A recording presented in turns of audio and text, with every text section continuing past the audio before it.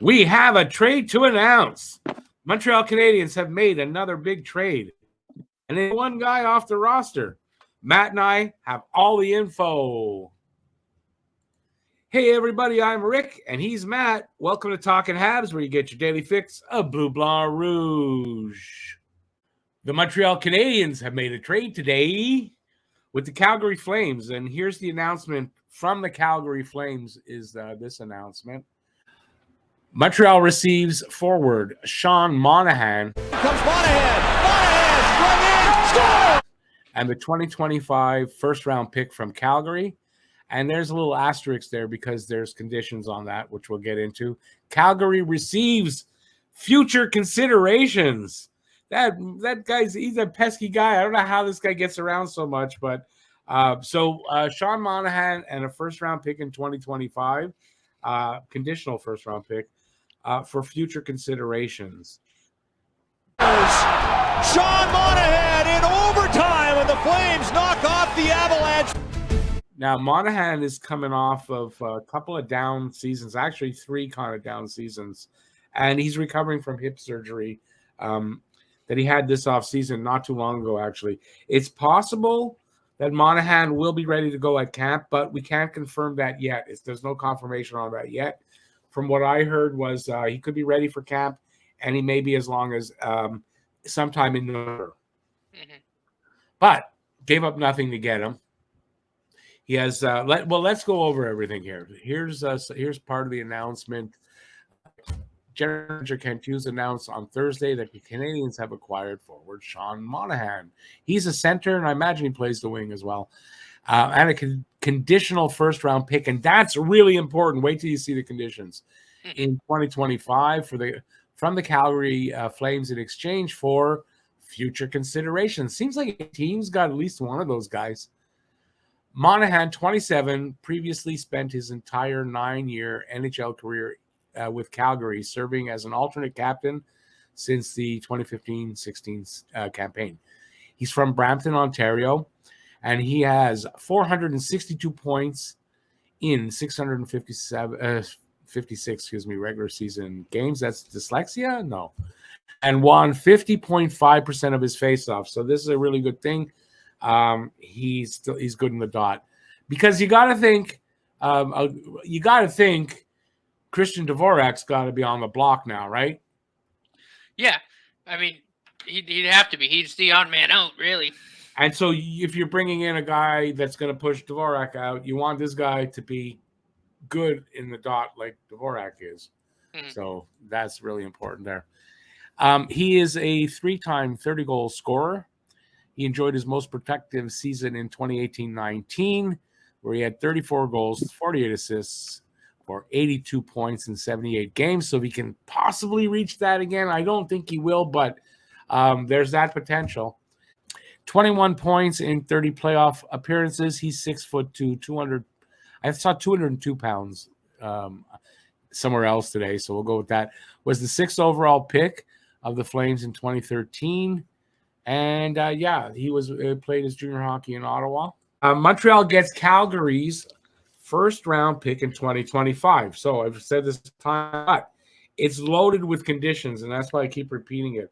The most complicated list of conditions I think I've ever seen. I'm nobody really to say that, but I've seen some of the experts say the same thing. The most complicated list of conditions I've ever seen, probably ever in the NHL. So we'll get into that in a minute.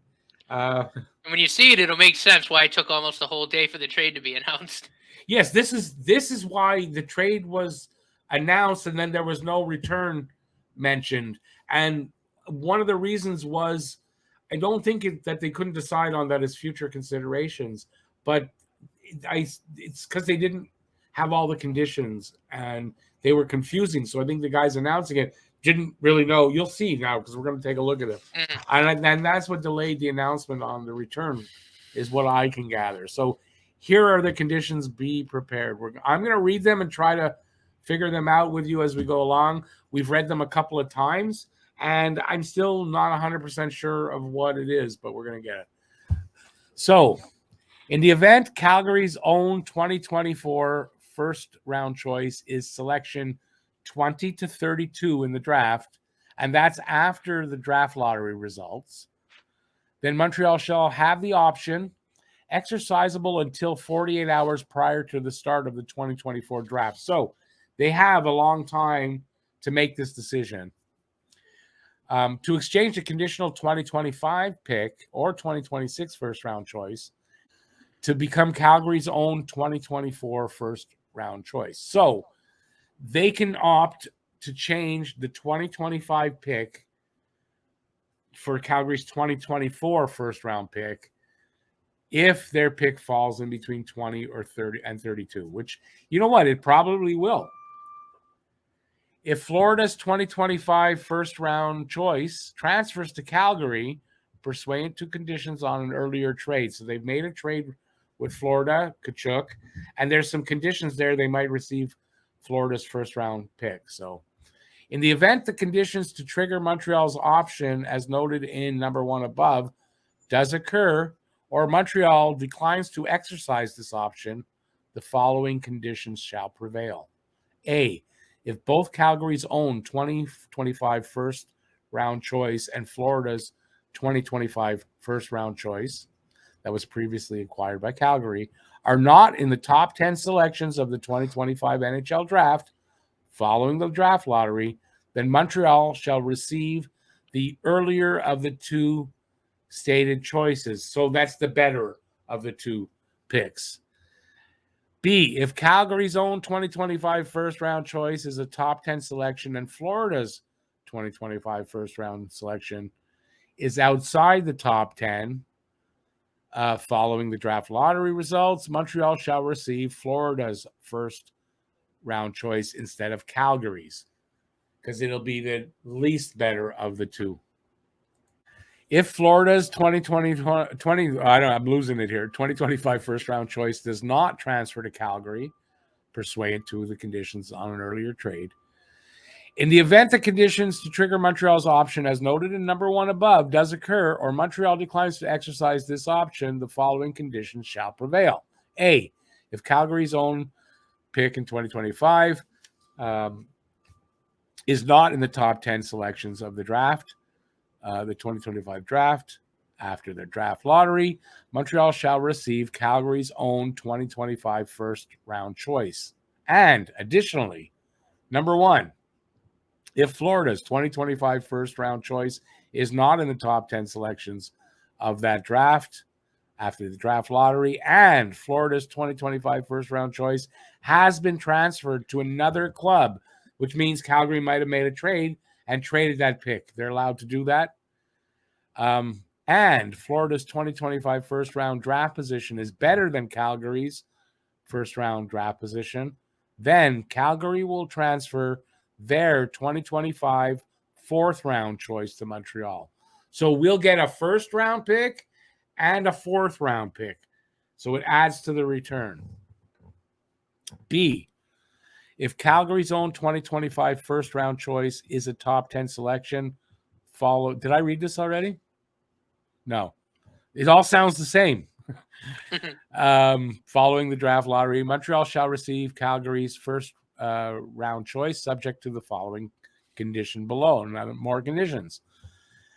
In the event Calgary's 2025 first round choice is the first selection overall. So if by chance, and this won't happen, if Calgary has the first overall pick after the draft lottery, Calgary will retain its own first round pick. So if their first round pick becomes the first overall pick, they will keep it and not give it to Montreal. So it's first overall pick protected. And Montreal shall instead receive Calgary's 2025 third round choice and a conditional 2026 first round choice. That's how the 2026 first round choice comes in. Montreal shall receive the better of Calgary's 2026 first round choice or Florida's 2026 first round choice after draft lottery results. Now, that was convoluted. That was insanely difficult to understand. But Montreal could come out with, there's somewhere where they could have gotten a third round pick as well as a fourth. They might come out with an extra 2 picks, depending how conditions are met, blah, blah, blah, blah, blah, whatever. So it is not a 2023 first-round pick, but it might be a 2024 first-round pick, depending on their option and how they take it. That's the best I can do. I don't know. Matt, you got anything to add to that? I can't do better. I mean, that's pretty much it. And I think the likely scenario is we just end up with the better of the two picks in 2025. That's 2024. Or 2024. Yeah. I don't see either of those teams being in the lottery unless something catastrophic happens. Yeah, I don't think that's absolutely collapse. But yeah. I don't see that happening. Which they covered their asses for that. But the more than likely scenario is this. Montreal decides we don't want the 2025 pick. We opt to the 2024. Mm-hmm. Or they say, no, we'll take the 2025 pick. That's more than likely what's going to happen. That's where it's at. Best we can do. Convoluted. I've never seen such a convoluted list of conditions. It's crazy. Oh, it's insane. Normally a condition would just be like, if so and so player plays X amount of games and this pick becomes, this pick, or it's usually if they win a playoff series or if they get to the Stanley Cup final, those are kind of conditions you usually see. They're all over the board and what they can be. I mean, all right. I mean, this just sounds like a domino effect almost. You know what I mean? Like one thing will trigger another, right? Trigger another. It's crazy. It's kind of what it is, because Calgary has the right to trade that pick that they got from Florida. So this means that, that could change everything. So they're just going through all the potential things that could happen. But I would say it's 2025 or 2024. That's what will happen, in my opinion. Okay, so Montreal is now over the cap by a good amount. Let's take a look at Cap Friendly. They're over the cap by $6.126 million. So, I mean, that's a lot. Now, there's still enough room to sign Dak there, but that would conceivably leave them right at the allowable 10% over the cap that all teams are allowed in the offseason. So they're allowed to go $8.25 million over the cap because that's 10% of the 82.5. All right. So how do they get themselves back under the cap before the season starts? So that brings us to news today from GM Kent Hughes. It's on goalie Carey Price, and it's not good. But in this kind of situation, yes, in one aspect it's good, but it's not good. And here is the so this comes from Eric Engel. Somebody else putting it out there, but it's from Eric Engels. Kent Hughes says, news on Carey Price's knee is discouraging. Don't expect him available at start of the season.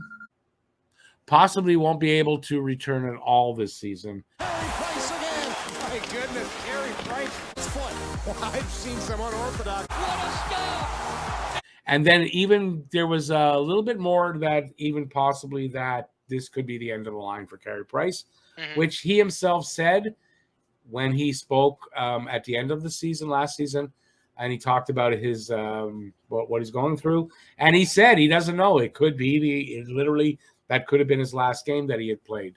So we're kind of there now. So like I said, they still have the room to sign Dak.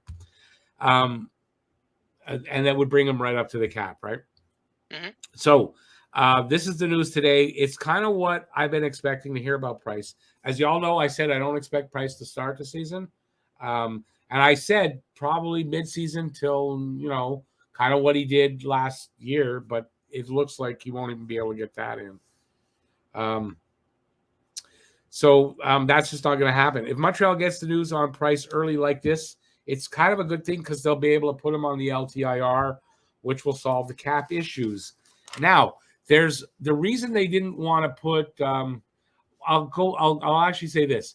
Having him on the LTIR before the season starts is okay because it's Carey Price. He has the biggest contract. Now, what happens is if a team goes into the season, starting the season already with LTIR money, say it's like $3 million, right? They start the season. A guy with a $7 million contract goes down. He's not coming back. They're not getting $7 million of cap relief from that guy. Why? They're going to get $3 million. The same amount they were over starting the season. That's the max they're allowed for any other player that goes on LTIR. I just found this out in like the last 2 months. So if Carey Price is on LTIR, it's okay because there's nobody else that can go off of go on LTIR that's going to have more of a contract. It's not going to affect anything. So it's a long way about saying that, yeah, Carey Price can now be put on LTIR before the season starts, and their money problems are solved. So it looks like this could happen. It really looks like this could happen. It's not good news for Carey Price, but it is good news only in that it gets them off the hook for now, gives them time to move players out without having to be forced to do it and rushed, and then other teams take advantage of them because they know they're under the gun, So, this kind of maybe improves their situation a little bit. So, first of all, do you got anything to add before we move on a little bit on that? No. Like I said, I think you make a good point, and it hurts because I really think that that Carey Price is done. I think he did play the last game of his career. I just think his knee's at a point where there's so much damage that nothing's really helping it. And I did see a report that, if he really wanted to try to play again, he'd need at least one, maybe two more surgeries. So at this point, at 35, yeah, at 35 years old, at this point, I think he's going to end up calling it a career. And then what is the guarantee after the surgeries? There's probably no guarantee that if he has the surgeries, right? So does he want to walk again and be okay, or does he want to put himself through more and potentially hurt him? Like, I think I think he might be at the end of the road here. But we don't know 100% for sure. But I think for Kent Hughes to say that to a reporter, and there's a few of them, Chris Johnson put it out, Eric Engels put it out, that says a lot. It says a lot. First of all, one thing good it says is that the Habs are much more transparent about these things than they were under Bergevin. That's for sure. But it says a lot if he would announce that. I don't have hopes for Carey Price starting the season at all, coming back at pretty much at any point in the season. Yeah, I would have to agree with that. All right, so what does this mean now for Jake Allen? Because the rumors have been out there since Roger is out for the next season as well, that they're interested in Jake Allen, although nothing kind of happened with that. And what does it mean for Christian Dvorak moving forward? Because Sean Monahan is a center. So Devo will need to be moved, in my opinion. You're not paying $4.45 million for a fourth-line center. So I expect a trade there. What do you think? I mean, you got to agree with that, I would think, right? Yeah. No, absolutely. What does it say about the direction for next season if they do trade Allen? What do you think? So we know this is happening. Say they announce, okay, Carey Price, they say in a week, Carey Price is out. He's not coming back. He's not playing next season. A couple days after, they trade Jake Allen. What do you think that says for their direction for next season? Well, first and foremost, it obviously says that they're planning on being, a bad team again, which I think we kind of all expected that. And I think it also just says that they're really focusing on player development, because I think that's what this year will be. Which is what they've said. For me, watching games this year, for me, it's just going to be all about the young guys, watching them develop. Yep. I think, honestly, this year wins and losses will just kind of be another thing out there. I think this season's really going to be all about development. Yeah, I mean, that's what they've said. And that's the reason they hired Stefan Robida, I know, on the defensive side. So, yeah, this season, if you're a fan that's expecting them to have a winning record or to be contending for anything other than bottom of the league, I think you're going to be not happy with next season, because this team's going to give up a lot of goals. They're going to lose a lot of games, and they're going to finish somewhere down down near the bottom like they did last year. So I think even more so now. So the reason I asked you though about what do you think it means if they do trade Jake Allen?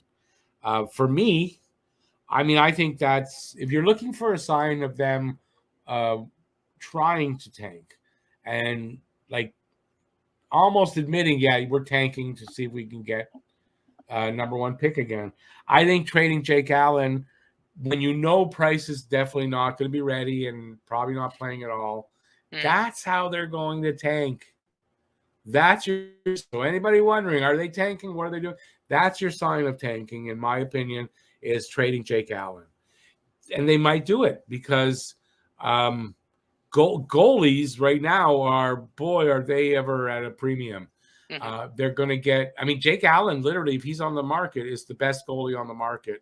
Oh, right yeah. now, head and shoulders above the rest. I mean, Ottenshire obviously would be the exception, but he's an RFA. He's an RFA. It's not the same situation. Right. Exactly, right? So, yeah. So, if the Habs get the right deal, I definitely think Jake Allen could easily get traded. I think very easily. But I don't think just for, definitely not for like a bag of pucks. It's going to be a good return. I think possibly another first-round pick. I think that's what they're shooting for. And if they get it, yeah, Jake Allen will be gone. And then that's your sign that officially they're looking that they're going to finish on the bottom of the league, and they're happy with that for now. I think that was. I think you made some good points there, and I think I agree with you. I think any haul we get for Jake Allen will be substantial because I think there are teams that are desperate. Vegas honestly comes to mind as probably the team right now that's desperate for a goaltender. Yeah. And you know what? A first-round pick for a goalie, especially a backup goalie, because, I mean, essentially that's what he is. That's a big haul. That's a big haul. And if Montreal can add another first-round pick here, I mean, this is how you rebuild a team. If you want to have a contender out of a rebuild, you want to rebuild it with a lot of first-round picks. It looks like they're going to have maybe 3 or 4 first-round picks potentially for next season. The season, they're building them. They have multiple first-round picks over the next few seasons, and that's how you build a winning team from a rebuild. So that's what, to me, the direction is. And that's it. I know we sidetracked a little bit here on announcing the trade, but I thought that, we should have a good discussion here on all those. While we were working on this video, that the thing about Carey Price came out. I'll work this in. So I hope you guys liked that and enjoyed the video. If you did, give it a thumbs up. That's it. Let us know in the comment section what you think's going on here. What you think about Sean Monahan? You think he'll be ready? He'll make a good contribution here. Let us know what you think about that in the comment section. What do you think about Carey Price? This kind of announcement here about what's going on with him. And that's it. So give us a thumbs up. Give us a comment. Stay safe out there. Peace out, y'all. And from Matt and myself, have a great one. Thanks for watching. Bye, everybody. And check out those videos that are about to pop up if they haven't already.